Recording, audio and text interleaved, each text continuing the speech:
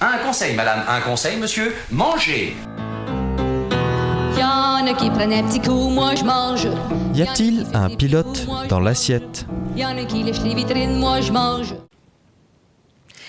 Ah, mon dilemme du jour. Je me vois faire, hein. Je gobe un carré de chocolat à la sauvette. Après, j'enchaîne. 2, 3. Puis après, arrive un moment où je me dis, au point où j'en suis, je vais autant finir la tablette. Hein.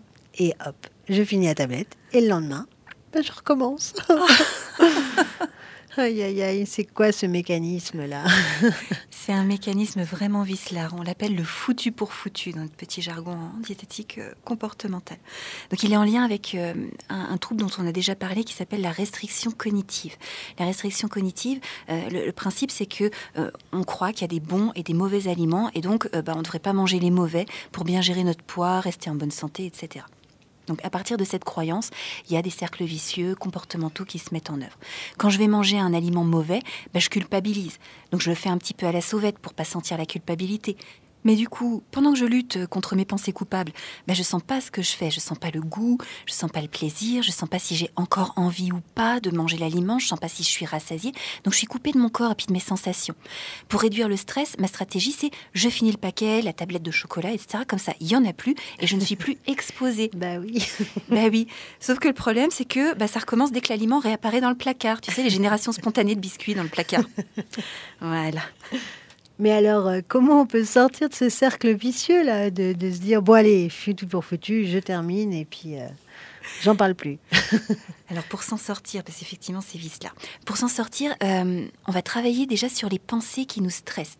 Première chose pour y travailler, c'est de les repérer. On a plusieurs, par exemple, processus de distorsion de la réalité. Processus de distorsion de la réalité, c'est-à-dire notre manière d'interpréter la réalité. On a par exemple un processus qui s'appelle la dichotomie, c'est-à-dire une pensée en tout ou rien, où je fais tout bien, ou c'est tout mal. Donc une fois qu'on a repéré ce processus-là chez nous, hop, on peut travailler dessus. Il y a un autre processus, par exemple, qui s'appelle la maximalisation du négatif ou la minimalisation du positif. C'est quand on juge avec 2 poids 2 mesures selon que l'événement il est positif ou négatif. Une fois qu'on a repéré un petit peu nos biais de pensée, on peut les remettre en question. Et là, on fait appel à notre rationnel pour prendre du recul par rapport à tout ça. Et puis, on a besoin aussi d'apaiser l'émotion stress.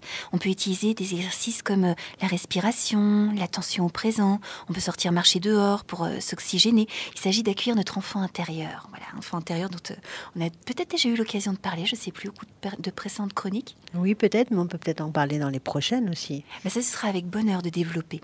Donc l'émotion de stress, quand elle est super intense, des fois c'est pas possible de tout de suite travailler sur les pensées. Il faut déjà accueillir l'enfant intérieur justement. Qu'est-ce qui va nous aider encore à sortir du foutu pour foutu ?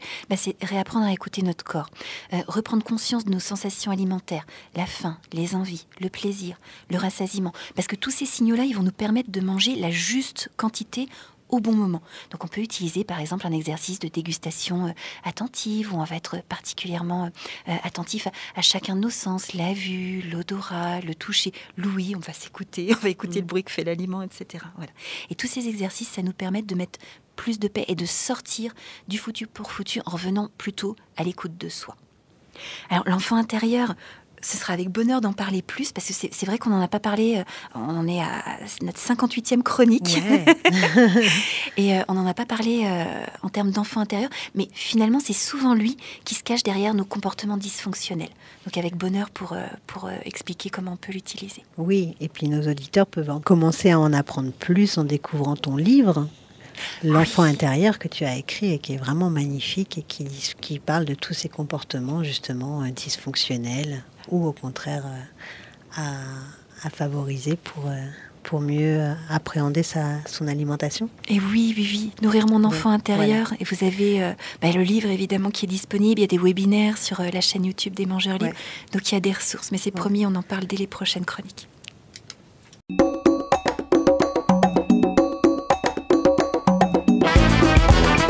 Cette chronique vous a plu ? Alors participez-y en posant vos questions à Anne-Claude à l'adresse contact@radioalto.info.